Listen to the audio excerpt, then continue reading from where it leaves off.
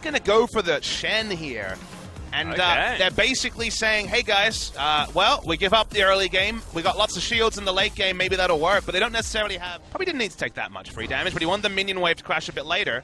Yeah, he's got the dominance as well, so he's happy to tank this one up. Throws down the ultimate immediately, and the stun field's there.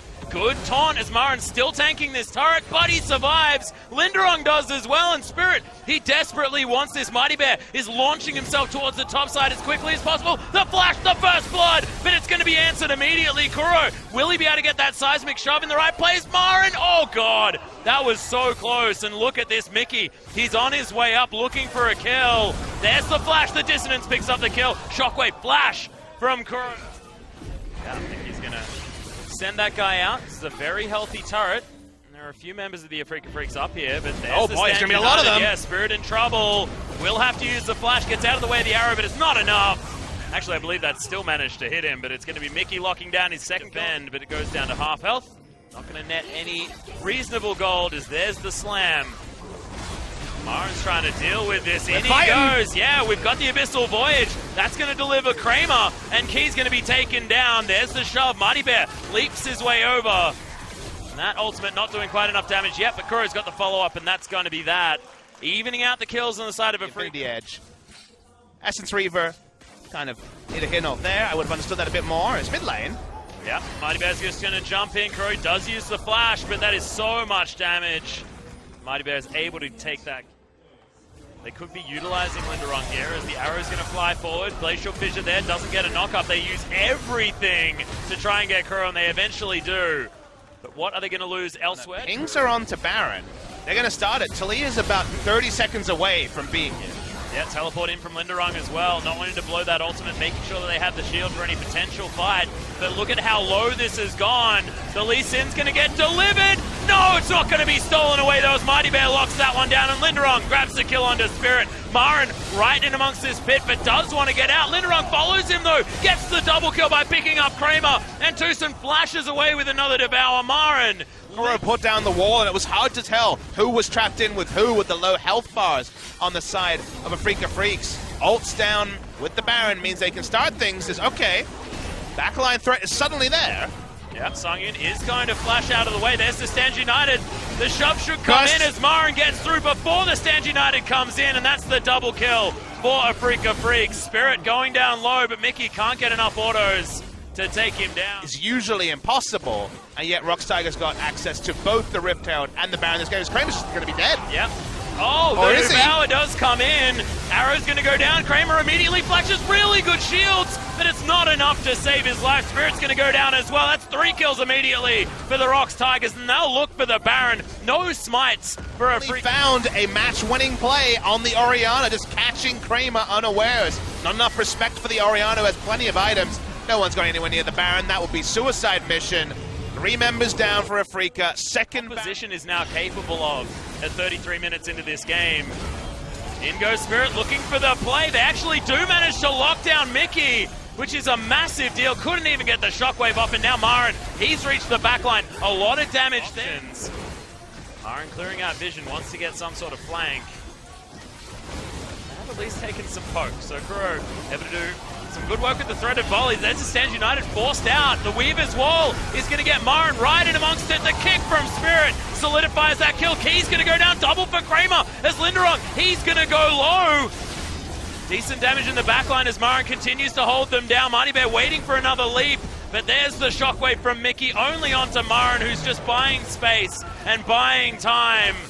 Kuro, can he find the threaded volleys? The ultimate's there, the Q doesn't land, and there's the flash. That's the licky tongue from Tucson, and he's going to be able to take this one down. Mighty Bear, the Sneaks is already down to about half health. Watch Kuro, he's on the bot side of this fight. Yep, teleport to come in now from Marin. It is going to be cancelled, though, I believe, by Linderong as the Weaver's Wall comes in, completely splitting up the ROX Tigers. And Spirit, he's going to now jump on this Elder Drake. The shockwave only used onto Tucson. Not exactly the target you want. He's going to be eating up that Grey Health. Things should be fine. And now ROX, they may actually just have to give this one up, and they do. Spirit takes over the Elder Drake and locks it down. And Marin now in this 1v1's looking a whole lot better. This could be it as the Abyssal Voyage brings Kramer in there. First auto attack.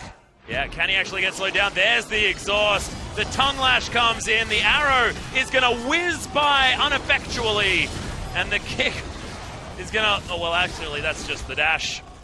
No kick to be used from Spirit. He was in gold behind. The game 1 buff for the Afreeca Freecs continues, but we see ROX making a very assertive move on the Baron. Tucson walks up for a second. Kuro will not be there. This Baron's falling fast. Yep, Spirit wants to make his way in, and can he get... Oh, Key!